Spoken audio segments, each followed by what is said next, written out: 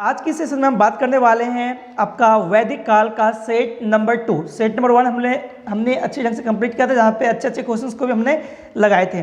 तो चलिए set number 2 करना स्टार्ट करते हैं। ठीक है, जहाँ पे हम क्या करेंगे, क्वेश्चन नंबर 31 से लगाना स्टार्ट करेंगे। ये जो 31 नंबर क्वेश्चन है, यहाँ से लगाना स्टार्ट करेंगे। ठीक है, तो चलिए शुरू करते हैं। आशा करता हूँ आप सब अच्छे होंगे। और मैं नाम है Jitendra Kumar Singh, trick maths family में आप सभी का स्वागत करता हूँ। देखिए क्वेश्चन है, प्रसिद्ध 10 राजाओं का युद्ध यानी कि 10 राजयुद्ध किस तट पे लड़ा गया था आपको बताना है। तो ये रहा गंगा, ब्रह्मपुत्र, कावेरी, या फिर आगे का ऑप्शन को देखिए। तो आगे का ऑप्शन जो है आपका पुरुषनी। चलिए मैं बता देता हूँ इसका राइट आंसर क्या होगा। आप भी ट्राई कर सकते हैं, कमेंट में लिखिए।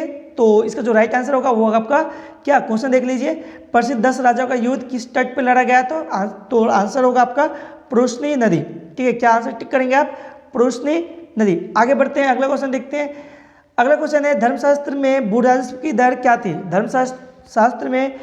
धर्मशास्त्र में भू राजस्व की दर क्या थी आपको बताना है। तो इसका जो राइट आंसर हो जाएगा आपका, ये आपको ऑप्शन दिख रहा है। ठीक है, ये ऑप्शन दिख रहा है 1/3, 1/4, 1/6, या फिर आगे का ऑप्शन को भी देखते हैं। आगे ऑप्शन है 1/8। तो आपका राइट आंसर हो जाएगा 1/6। जो धर्मशास्त्र के काल था वहाँ पे जो आपका भू राजस्व की दर थी वो 1/6 ही थी। ठीक है, तो आप क्या टिक करेंगे, 1/6 जो होगा वो वही आपको टिक करनी है। चलिए यहाँ पर भी टिक करके देखते हैं। बिल्कुल ये आपका क्या हो जाएगा, करेक्ट आंसर हो जाएगा 1/6।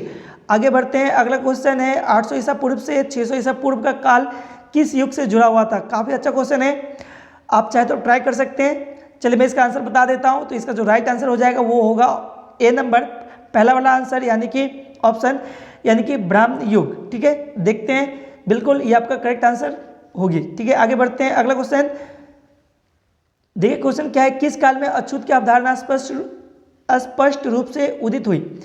क्या बोला है कि किस काल में, मतलब किस समय में जो अछूत था, ठीक है, इसके बारे में स्पष्ट रूप से उदित होती है, सभी को पता चलता है। तो ऑप्शन है ऋग वैदिक, उत्तर वैदिक, या फिर उत्तर गुप्त काल में, या फिर लास्ट ऑप्शन भी देख लेते हैं थोड़ा सा। अच्छा, लास्ट ऑप्शन है धर्मशास्त्र के काल में। आप ट्राई कर सकते हैं। चलिए मैं इसका आंसर बता देता हूँ। इसका जो राइट आंसर होगा आपका धर्मशास्त्र के काल में। चलिए टिक करके देख लेते हैं। तो ये रहा हमारा बिल्कुल राइट आंसर है, धर्मशास्त्र के काल में। ठीक है, तो जो आपका अछूत का जो अवधारणा था वो आपका उदित हुआ था कहाँ, धर्मशास्त्र के काल में। आगे बढ़ते हैं, अगला क्वेश्चन देखते हैं।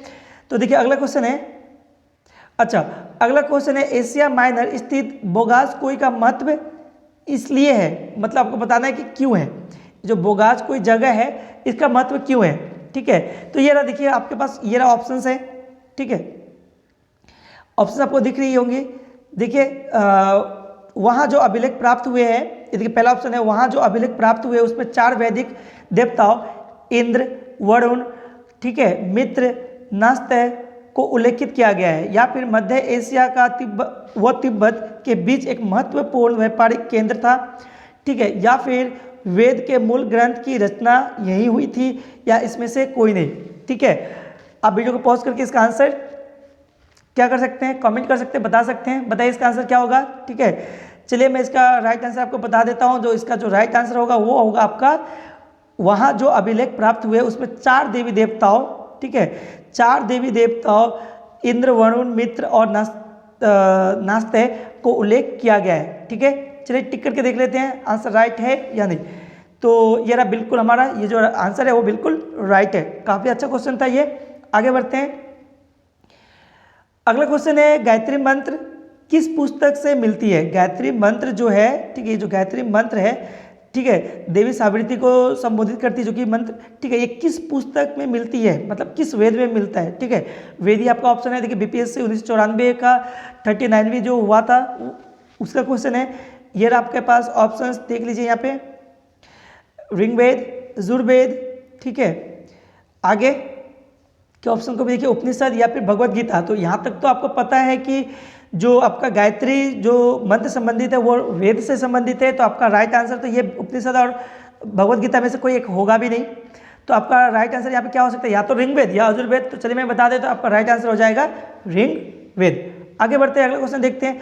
अगला क्वेश्चन है, न्याय दर्शन को प्रचारित किया था, मतलब न्याय दर्शन को किसने लाया था। बहुत ही आसान क्वेश्चन है, बताइए इसका राइट आंसर क्या होगा। तो देखिए मैं इसका राइट आंसर बता देता हूँ आपको। जो आपका न्याय दर्शन था वो गौतम जो थे उन्होंने लाया था। चलिए टिक करके देखते हैं, बिल्कुल आपका ये राइट आंसर हो जाएगा। आगे बढ़ते हैं। अगला क्वेश्चन है, प्राचीन भारत में निष्क से जाने जाते थे, मतलब निष्क किसको कहा जाता था आपको बताना है। ये जो निष्क शब्द है किसके लिए व्यवहार होता था? स्वर्ण आभूषण के लिए, गायों के लिए, तांबे के सिक्के के लिए, ठीक है, या फिर आगे देखिए यहाँ पे चांदी के सिक्के के लिए। तो इसका जो राइट आंसर हो जाएगा आपका, बताइए क्या होगा? चांदी का सिक्का होगा या फिर तांबे का सिक्का होगा या गाय होगा या स्वर्ण आभूषण होगा? चलिए मैं इसका राइट आंसर बता देता हूँ। आपका जो राइट आंसर होगा वो आपका स्वर्ण आभूषण होगा इस क्वेश्चन के लिए, ठीक है। जो निष्क था वो किसके लिए यूज किया जाता था? स्वर्ण आभूषण के लिए। चलिए टिक करते हैं, बिल्कुल ये आपका करेक्ट आंसर हो जाएगा। आगे बढ़ते हैं। अगला क्वेश्चन है, योग दर्शन के प्रतिपादक कौन थे? बहुत ही बच्चा वाला क्वेश्चन है, आप खुद से कर सकते हैं। पतंजलि, योग दर्शन पतंजलि, तो आपका राइट आंसर भी क्या हो जाएगा? पतंजलि। आगे बढ़ते हैं, अगला क्वेश्चन देखते हैं। अगला क्वेश्चन है, उपनिषद पुस्तक है किस पे? ये जो उपनिषद पुस्तक आपको पूछ रहा है कि किससे संबंधित है? धर्म पर, योग पर। तो योग तो ये पहले आप कैंसिल कर देंगे, है ना, योग पर तो था नहीं, ठीक है। आगे बढ़ते हैं, अगला ऑप्शन को देखिए, तो क्या है? विधि पर, ठीक है, या फिर दर्शन पर। तो इसका जो राइट आंसर होगा आपका दर्शन होना चाहिए, ठीक है, क्योंकि जो आपका पतंजलि उपनिषद जो था वो पुस्तक दर्शन पे लिखी गई है। चलिए देखते हैं अब राइट आंसर है भी या नहीं। तो बिल्कुल ये आपका क्या होगा? करेक्ट आंसर हो जाएगा। चलिए आगे बढ़ते हैं, अगला क्वेश्चन देखते हैं, देख लेते हैं कि अगला क्वेश्चन। तो अगला क्वेश्चन देखिए, 41 नंबर क्वेश्चन जो है, बोल रहे सूची 1 को सूची 2 से सम्मिलित कीजिए। सूची 1 सूची 2 को 2 से सम्मिलित करना है। यह सूची 1 दिया हुआ है ऋग्वेद, वेद दिया गया है बेसिकली आपको, यजुर्वेद, सामवेद या अथर्ववेद, ठीक है। ये तो ऑप्शन है आपका मतलब सूची 1 में आपका वेद दिया हुआ है ABCD करके, ठीक है, 4 वेद दिए हुए हैं। आगे आपका सूची 2 में दिया गया है, ठीक है, वो किससे रिलेटेड है, ठीक है। तो पहला है संगीतमय स्त्रोत या फिर स्त्रोत एवं कर्मकांड, या फिर आगे का ऑप्शंस को भी देखिए, ठीक है। सूची 2 में क्या है? तंत्र मंत्र एवं वशीकरण, ठीक है, या तंत्र मंत्र एवं वशीकरण या फिर स्त्रोत एवं प्रार्थनाएं। तो देखिए मैंने आपको एक ट्रिक बताया था ना, इस ढंग के क्वेश्चन को कैसे अटेम्प्ट करना होता है। तो बहुत ही आसानी से आप इस ढंग के क्वेश्चन को अटेम्प्ट कर सकते हैं। तो देखिए क्या करना होता है, आप देखेंगे सबसे पहले कि कौन कौन सा आपको पता है। जो पता है उसी को पहले मैच करके रखिए। तो चूंकि ऋग्वेद में हमको पता है क्या है, आपका स्त्रोत एवं प्रार्थनाएं के बारे में दिया गया है, प्रार्थना वगैरह है, तो एक का तो मेरा हो जाएगा 4। चलिए ठीक है, आगे अब देखिए आप सामवेद तो पता ही है, संगीत का जनक वेद है ये, ठीक है, यहीं से संगीत का आपका जन्म होता है। तो आपका सी का क्या हो जाएगा? 1। सी का आपका क्या हो जाएगा? 1। चलिए थोड़ी देर के लिए मान लेते कि यही 2 हमको क्या है? पता है, यही 2 आपको पता है, ठीक है। अब ऑप्शन पे आ जाते हैं डायरेक्ट। तो ऑप्शन पे आ जाइए। तो हमने क्या ए का 4 ढूंढा था, ठीक है, ए का 4 और सी का कौन सा? सी का 1 ढूंढा था, है ना, सी का 1 ढूंढा था। तो देखिए किस ऑप्शन में है? ए का 4 सी का 1, ठीक है। देखिए तो ये रहा ए का 4 और सी का 1। अच्छा इस ऑप्शन में है, तो ये ऑप्शन मेरा हो सकता है। आगे ये मेरा हो नहीं सकता। अच्छा ए का 4 यहाँ पर भी है, सी का 1 ढूंढा था ना हमने, सी का क्या 1 ढूंढा था, तो ये तो सी का 2 है, ये भी आपका होगा नहीं। आगे बढ़ते हैं, अगला ऑप्शन देखते हैं। देखिए ये भी आपका होगा नहीं क्योंकि ए का 2 है, ठीक है, ए का तो 4 ढूंढा था, तो बचा क्या आपका? बचा बस एक ही ऑप्शन, टिक कीजिए और आगे बढ़ जाइए। चलिए देख लेते हैं, बिल्कुल ये हमारा क्या हो जाएगा? राइट आंसर हो जाएगा, ठीक है। तो इस ढंग से आप इस ढंग के क्वेश्चन को अटेम्प्ट आसानी से कर सकते हैं। तो अगला क्वेश्चन है, देखिए प्रारंभिक वैदिक साहित्य में सर्वाधिक वर्णित नदी। देखिए 2 टाइप्स का क्वेश्चन बनता है, 2 तरह का क्वेश्चन यहाँ पे बनता है, ठीक है। 2 टाइप का क्वेश्चन आपको यहाँ पे देखने को मिल जाएगा। एक टाइप तो ये आपका जो टाइप जो 1 होगा वो क्या कि आपसे पूछेगा सर्वाधिक, जो कि यहाँ पर पूछा है सर्वाधिक वर्णित नदी। एक टाइप 2 जो आपसे पूछेगा, ठीक है, कि कौन सा नदी सबसे ज़्यादा पवित्र मानी गई है, ठीक है, तो वो अलग क्वेश्चन है। चलिए फिलहाल इस क्वेश्चन का आंसर करते हैं। तो देखिए क्वेश्चन क्या है आपका, पूछा है कि वैदिक साहित्य में सर्वाधिक वर्णित नदी बताइए। तो जब भी आपका वर्णित पूछे तो होगा आपका सिंधु नदी, ठीक है, ये होगा आपका सिंधु नदी जो होगा आपका करेक्ट आंसर यहाँ पे होगा। लेकिन जैसे ही आपसे क्या पूछे, चलिए पहले इसको टिक करते हैं, बिल्कुल सिंधु नदी आपका राइट हो जाएगा, ठीक है। तो जो मैं बोल रहा था, अगर आपसे क्या बोले कि सबसे ज़्यादा पवित्र नदी, सबसे पवित्र नदी किसे माना गया, तो हो जाएगा आपका सरस्वती नदी। ठीक है, आई होप समझ में आया होगा। आगे बढ़ते हैं। अगला क्वेश्चन है, उपनिषद काल में राजा अश्वपति शासक थे, कहाँ का शासक थे आपको बताना है। जो राजा अश्वपति थे कहाँ के शासक थे आपको बताना है। तो जो राजा अश्वपति थे वो आपका थे कैकेयी के शासक। ठीक है, चलिए टिक करते हैं, देखते हैं। बिल्कुल, ये जो होगा कैकेयी का शासक कौन होगा, आपका होगा यहाँ पे राजा अश्वपति। ठीक है, अश्वपति। आई होप समझ में आया होगा। चलिए आगे बढ़ते हैं, अगला क्वेश्चन देखते हैं। अगला क्वेश्चन है, अध्यात्म ज्ञान के विषय में नचिकेता और यम का संवाद किस उपनिषद से प्राप्त होता है। ठीक है, काफ़ी अच्छा क्वेश्चन है यहाँ पे। अध्यात्म ज्ञान में के विषय में नचिकेता और यम के संवाद किस उपनिषद में प्राप्त होता है। ठीक है, तो देखिए इस ढंग के क्वेश्चन को आप आसानी से कर सकते हैं। चलिए मैं आप पहले आपको आंसर बता देता हूँ, फिर आपको ट्रिक भी बताऊंगा जिससे आप इस ढंग के क्वेश्चन को याद रख सकते हैं। देखिए कैसे तो इसका यहाँ पर पहले राइट आंसर देखिए। तो यहाँ पर जो राइट आंसर होगा आपका होगा, ये आपका हो नहीं सकता, छंदोगय उपनिषद हो नहीं सकता, ये कंठोपनिषद आपका क्या हो जाएगा यहाँ पे करेक्ट आंसर हो जाएगा। चलिए पहले टिक कर लेते हैं। तो बिल्कुल ये आपका क्या हो जाएगा, राइट आंसर यहाँ पे हो जाएगा। तो इसको याद कैसे रखेंगे, देखिए मैं यहाँ पे बताता हूँ।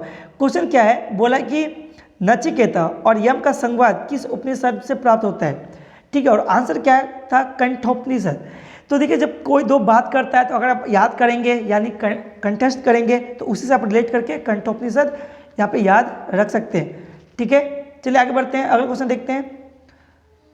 अच्छा, अगला क्वेश्चन है, वैदिक नदी कुंभा काबुल का स्थान कहाँ निर्धारित होना चाहिए। तो ये क्वेश्चन काफ़ी ज़्यादा आसान हो जाता है बस एक चीज़ के लिए, वो क्या है, काबुल। काबुल कहाँ पे है, अफगानिस्तान में। तो कुंभा नदी कहाँ होगा, ऑब्वियसली अफगानिस्तान में। तो इसका राइट आंसर क्या होना चाहिए, अफगानिस्तान। टिक कीजिए। तो देखिए बिल्कुल ये क्या होगा आपका राइट आंसर, अफगानिस्तान। बेसिक सा क्वेश्चन था, ऑप्शन के वजह से ये क्या हो गया था, बेसिक क्वेश्चन हो गया था। ठीक है, आगे बढ़ते हैं। अगला क्वेश्चन है, कपिल मुनि द्वारा प्रतिपादित दार्शनिक प्रणाली है। मतलब कपिल मुनि जो थे, ठीक है, उन्होंने कौन सा कपिल मुनि द्वारा प्रतिपादित दार्शनिक प्रणाली है, मतलब कौन सा दर्शन उन्होंने प्रतिपादित किया था, आपको इतना बता देना है बस। ठीक है, तो बताइए क्या होगा यहाँ पर राइट आंसर, कौन सा दर्शन होगा। ये रहा ऑप्शन, पूर्व मीमांसा, सांख्य दर्शन, न्याय दर्शन। देखिए न्याय दर्शन तो आपको होगा नहीं क्योंकि गौतम न्याय दर्शन से कौन थे, गौतम। ठीक है, सांख्य दर्शन। आगे ऑप्शन को देखिए, तो आगे का ऑप्शन होगा या फिर उत्तर मीमांसा। तो इसका जो राइट आंसर होगा आपका तो हो जाएगा आपका सांख्य दर्शन। जो कपिल मुनि थे वो कौन सा होगा आपका, सांख्य दर्शन हो जाएगा। ठीक है, तो चलिए आगे बढ़ते हैं। ठीक है, याद रखिए इसको, कौन होगा, कपिल मुनि, सांख्य दर्शन। आगे बढ़ते हैं, अगला क्वेश्चन देखते हैं। अगला क्वेश्चन है, भारत के किस स्थान की खुदाई, ठीक है, किस स्थान के खुदाई से लौह धातु के प्रचलन के प्राचीनतम प्रमाण मिले हैं, आपको बताना है। ठीक है, तो ये रहा ऑप्शंस। ठीक है, तक्षशिला, अतरंजी खेड़ा, कौशाम्बी, या फिर आगे के ऑप्शंस को भी एक बार देख लीजिए, हस्तिनापुर। तो काफ़ी अच्छा क्वेश्चन है, काफ़ी स्टूडेंट्स में कंफ्यूज हो सकते हैं। चलिए मैं बता देता हूँ इसका राइट आंसर क्या होगा। तो यहाँ पर जो राइट आंसर आपको होना चाहिए वो होना चाहिए अतरंजी खेड़ा। ठीक है, जो अतरंजी खेड़ा था, बिल्कुल अतरंजी खेड़ा जो था वो आपका क्या होगा, यहीं से लौह धातु का प्रचलन का प्राचीनतम प्रमाण आपको मिला है। आगे, निम्नलिखित में से किसका संकलन ऋग्वेद पर आधारित है। ठीक है, ऋग्वेद पर आधारित है। ठीक है, ये रहा यजुर्वेद, सामवेद, अथर्ववेद, या फिर आगे या फिर इसमें से कोई नहीं। तो इसका राइट आंसर होना चाहिए आपका सामवेद। ठीक है, आपका सामवेद जो है वो आपका यहाँ पर करेक्ट आंसर होना चाहिए। चलिए टिक कर लेते हैं, बिल्कुल ये आपका राइट आंसर हो जाएगा सामवेद। आगे बढ़ते हैं, अगला क्वेश्चन है, निम्नलिखित में से कौन प्रस्थानत्रय में अच्छा सही है, सही प्रोनाउंस कर रहा हूँ मैं यहाँ पे। क्या है, निम्नलिखित में से कौन प्रस्थानत्रय में शामिल नहीं है। ठीक है, प्रस्थानत्रय में शामिल नहीं है। अच्छा, प्रस्थानत्रय का मतलब क्या होता है, देखिए इसमें तीन आपका बेसिकली तीन बुक मिले, तीन तरह का बुक्स मिलेगा। ठीक है, तीन तरह का बुक्स मिलेगा, तो बताइए उसमें से कौन सा नहीं है। एक ये रहा ऑप्शन आपका भगवत गीता, ब्रह्मसूत्र। ठीक है, आगे देखिए, आगे का ऑप्शन को देखिए तो लास्ट ऑप्शन आपका उपनिषद। ठीक है, तो आपको पता होना चाहिए कि उपनिषद आपका है, ठीक है, आपका आगे ब्रह्मसूत्र भी आपका है, ठीक है। तो बताइए इसमें से अब बाकी आपका बचा 2, आप बताइए इसका राइट आंसर क्या होगा, अभी बताइए इसका राइट आंसर क्या होगा, ठीक है। चलिए कमेंट बॉक्स में लिखिए, बताइए इसका राइट आंसर क्या होगा, ठीक है। चलिए आगे बढ़ते हम लोग, अगला क्वेश्चन देखते हैं। अगला क्वेश्चन क्या है, तो अगला क्वेश्चन देखने से पहले चलिए मैं इसका आंसर बता देता हूँ। आई होप आप लोगों ने अटेम्प्ट कर लिया होगा, ठीक है। तो देखिए इसका जो राइट आंसर होना चाहिए वो भागवत होना चाहिए, भागवत होना चाहिए, ठीक है। इसका जो राइट आंसर होना चाहिए क्या, भागवत। चलिए टिक कर लेते हैं, बिल्कुल, ठीक है। आपके पास 2 ही ऑप्शन था, आई होप आप लोगों ने सही गेस किया होगा। यहाँ पे आगे बढ़ते हैं, तो क्वेश्चन है कर्म का सिद्धांत संबंधित है, ठीक है। कर्म का सिद्धांत किससे संबंधित है आपको बताना है, ठीक है। बताइए कर्म का सिद्धांत किससे संबंधित होगा, ठीक है। तो आपका कर्म का जो सिद्धांत होगा ये आपका ऑप्शन न्याय से, मीमांसा से, वेदांत से। आगे का ऑप्शन को देखिए, आगे का ऑप्शन है आपका ये या वैशेषिक से, ठीक है। आपका ऑप्शन क्या क्या है, न्याय से, मीमांसा से, वेदांत से या फिर वैशेषिक से। तो आपका यहाँ पर जो राइट आंसर होना चाहिए वो क्या होना चाहिए, आपका राइट आंसर हो जाना चाहिए यहाँ पे मीमांसा, ठीक है। मीमांसा जो होगा वो कर्म के सिद्धांत से जुड़ा हुआ है, बिल्कुल। जो आपका मीमांसा होगा वो क्या है, कर्म के सिद्धांत से जुड़ा हुआ है, ठीक है। आगे बढ़ते हैं, आगे के क्वेश्चन को देखते हैं। तो देखिए अगला क्वेश्चन क्या है, देखिए अगला क्वेश्चन क्या है। अच्छा, अगला क्वेश्चन भी आपको सूची 1 से सूची 2 को मिलाना है, सूची 1 को सूची 2 से मिलाना है। ये रहा सूची 1 में वेद है, अथर्ववेद, ऋग्वेद, यजुर्वेद, सामवेद, ठीक है। और ये रहा ऑप्शन ईश्वर की महिमा, बलिदान विधि, औषधियों से संबंधित संगीत। ये आप आसानी से मैच कर सकते हैं, मैंने आपको ट्रिक बताया था कैसे इसको मैच करना है, ठीक है। आप खुद से मैच कीजिए और बताइए इसका आंसर क्या होगा। चलिए मैं आपको ऑप्शंस दिखा देता हूँ यहाँ पे, ये रहा आपका ऑप्शंस, ठीक है। ये चारों ऑप्शन आपको दिख रही होंगी, ठीक है। अब बताइए इसका राइट आंसर क्या होगा। फिलहाल हम लोग आगे क्वेश्चन करें। तो देखिए अगला क्वेश्चन है, चरक संहिता नामक पुस्तक किस विषय से संबंधित है। चरक संहिता पुस्तक किस विषय से संबंधित है आपको बताना है। अर्थशास्त्र, ये ऑप्शंस देखिए, अर्थशास्त्र, राजनीति, चिकित्सा, या फिर आगे के ऑप्शंस को भी देख लीजिए, धर्म। तो इसका जो राइट आंसर हो जाना चाहिए आपका चरक संहिता जो था, ठीक है, वो आपका संबंधित है चिकित्सा से, ठीक है। आपका जो संबंधित है वो किससे, चिकित्सा से। तो इसका राइट आंसर भी क्या होना चाहिए, चिकित्सा, ठीक है। चलिए यहाँ पर मैं एक क्वेश्चन आपसे पूछूंगा, बताइए चरक संहिता किसने लिखी। चरक संहिता जो पुस्तक था वो किसने लिखी आपको बताना है, ठीक है। आगे बढ़ते हैं, अगला क्वेश्चन है, यज्ञ संबंधी विधि विधाओं का पता चलता है किस वेद से। ये भी मैं यहाँ पे नहीं बताने वाला क्योंकि अभी भी आपने मैच किया, वहीं से आप बता सकते हैं कि जो आपका यज्ञ संबंधी विधि विधानों का पता कहाँ से चलता है, ठीक है। चलिए बताइए कमेंट बॉक्स में इसका राइट आंसर क्या हो जाएगा। फिलहाल हम लोग बढ़ते हैं अगले क्वेश्चन में। तो देखिए अगला क्वेश्चन क्या है, तो देखिए अगला क्वेश्चन है 54 नंबर क्वेश्चन, वैदिक योगिन सभा। वैदिक योगिन सभा क्या थी आपको बताना है। वैदिक योगिन सभा क्या है आपको बताना है। गांवों के व्यावसायिक लोगों की संस्था है, राजदरबार थी, है नहीं थी उस समय, ठीक है। वैदिक काल पढ़ रहे हैं हम लोग तो थी पास्ट टेंस। तो या फिर राज दरबार होता था, मंत्री परिषद थी, या फिर आगे के एक ऑप्शन को देख लीजिए, और राज्य के समस्त लोगों की एक राष्ट्रीय सभा थी, ठीक है। तो अगर आप सोच रहे होंगे कि गांव के व्यावसायिक लोगों की एक संस्था थी तो बिल्कुल आप गलत है, ये हो नहीं सकता, ठीक है। राज दरबार होती थी, ये तो आप ऐसे ही बोलेंगे कि ये गलत है कि राज दरबार का लेन देन तो उस समय था ही नहीं वैदिक युग में। या फिर आपका मंत्री परिषद थी, तो ये आपका हो सकता है। और एक बच्चा राज्य के समस्त लोगों की एक राष्ट्रीय सभा थी, तो ये भी थोड़ी दूर तक सही लग रहा है। चलिए मैं बता देता हूँ एक्चुअली में इसका जो राइट आंसर क्या होगा। तो इसका जो राइट आंसर होगा आपका मंत्री परिषद थी, ठीक है। वैदिक युग की सभा क्या थी, मंत्री परिषद थी। अगला क्वेश्चन, वैदिक युग में प्रचलित लोकप्रिय शासन प्रणाली थी, कैसी शासन प्रणाली थी, ठीक है। जो शासन प्रणाली थी वो कैसी थी आपको बताना है। तो निरंकुश, प्रजातंत्र, गणतंत्र, या फिर आगे का एक ऑप्शन और भी है, देखिए क्या है, या फिर वंशानुगत राजतंत्र। तो इसका जो राइट आंसर होना चाहिए आपका हो जाएगा यहाँ पे गणतंत्र। जो आपको ऐसे भी पता होना चाहिए कि जो आपका वैदिक युग में प्रचलित जो लोकप्रिय शासन प्रणाली थी वो कैसी थी, तो गणतंत्र थी, ठीक है। आगे बढ़ते हैं, अगला क्वेश्चन है, सबसे प्राचीन वेद कौन सा है। बहुत ही सिंपल सा क्वेश्चन है। सबसे पहला वेद ऋग्वेद, तो प्राचीन वेद भी ऋग्वेद। आगे अगला क्वेश्चन है, निम्नलिखित में से कौन भारतीय दर्शन की आरंभिक विचारधारा है, तो सांख्य दर्शन।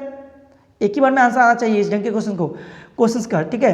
तो क्या होगा, सांख्य दर्शन। चलिए आगे बढ़ते हैं, अगला क्वेश्चन, सांख्य, योग, न्याय, वैशेषिक, मीमांसा एवं वेदांत, ठीक है, क्या बोला, इन 6 भिन्न भारतीय दर्शन की स्पष्ट रूप से अभिव्यक्ति हुई है। तो देखिए ये आपको जो भी आपका दर्शन वगैरह है वो कहाँ पे आपको देखने को मिलता है, तो ऑब्वियसली वैदिक युग में। गुप्त युग का तो नाम आ ही नहीं सकता, कुषाण भी आपका आ ही नहीं सकता, आगे मौर्य भी आपका आ नहीं सकता, तो आपका आएगा क्या, वैदिक युग। चलिए आगे बढ़ते हैं। अगला क्वेश्चन, निम्नलिखित में से वह दस्तकारी कौन सी है जो आर्यों द्वारा व्यवहार में नहीं लाई गई थी, ठीक है, निम्नलिखित में से वह दस्तकारी कौन सी थी जो आर्यों द्वारा व्यवहार में नहीं लाई गई थी। तो देखिए आभूषण वो लोग यूज करते थे, मृत भांड भी वो लोग यूज करते थे, ठीक है, बढ़ईगिरी, ठीक है, तो ये चलिए मान लेते हैं डाउट में थोड़ी देर के लिए, ठीक है, इसमें आप इसको आप डाउट में रख सकते हैं। आगे एक लोहार या फिर लोहारगिरी, तो चलिए मैं बता देता हूँ यहाँ पे। देखिए आपके पास 2 ही बचा है, या तो आपका बढ़ईगिरी हो जाएगा, या फिर लोहारगिरी हो जाएगा। तो यहाँ पे जो राइट आंसर आपका होना चाहिए, यहाँ पे होना चाहिए लोहारगिरी, ठीक है, ये होगा जो आपका करेक्ट आंसर होगा, जो कि उस समय व्यवहार में नहीं लाई जाती थी। आगे बढ़ते हैं, अगला क्वेश्चन देखते हैं। देखिए अगला क्वेश्चन आपको सूची 1 को सूची 2 से सम्मिलित करना है, ठीक है, ये काफ़ी अच्छा क्वेश्चन है, ठीक है, ये काफ़ी अच्छा क्वेश्चन है। इस क्वेश्चन को देखिए क्या बोला है, सम्मिलित करना है, सूची 1 को सूची 2 के साथ सम्मिलित कीजिए। ये रहा उपवेद है ये, ठीक है, ये उपवेद है, ठीक है, आयुर्वेद, धनुर्वेद, गंधर्व वेद, शिल्प वेद या फिर अर्थशास्त्र, ठीक है। और नीचे देखिए आपका संबंधित वेद के बारे में दिया गया है, ठीक है, संबंधित वेद के बारे में दिया गया है, ऋग्वेद, यजुर्वेद, सामवेद या अथर्ववेद, ठीक है। इसको मैं आपके लिए छोड़ता हूँ कमेंट के लिए, जब नेक्स्ट पार्ट में करवाऊंगा, अपलोड करूंगा, उस समय मैं इस क्वेश्चन का आंसर आपको बताऊंगा और आपको मैच करना है और देखना है कि चलिए हम लोग देखते हैं कि कितने का आंसर राइट आता है, ठीक है। तो चलिए इस सेट में बस इतना ही, मिलेंगे अगला सेट जो कि सेट नंबर 3 होना चाहिए। तब तक के लिए थैंक यू, पढ़ते रहिए और सीखते रहिए। और एक मैं आपसे एक गुजारिश करना चाहूँगा, अगर आप इस ढंग का जो सेट्स इंपॉर्टेंट क्वेश्चन का जो सेट है आपका बेसिकली पूरा लूसेंट पे बेस्ड सेट है, ठीक है, अगर आपको चाहिए इस ढंग का सेट तो आपको क्या करना पड़ेगा, सब्सक्राइब करके रखना पड़ेगा, ताकि हर रोज़ का नोटिफिकेशन आपको मिलता रहे, क्योंकि मैं हर रोज़ इस तरह सेट, ठीक है, अटेम्प्ट करवाता रहता हूँ। चलिए तब तक के लिए थैंक यू, पढ़ते रहिए और सीखते रहिए, मिलते हैं अगले सेट में।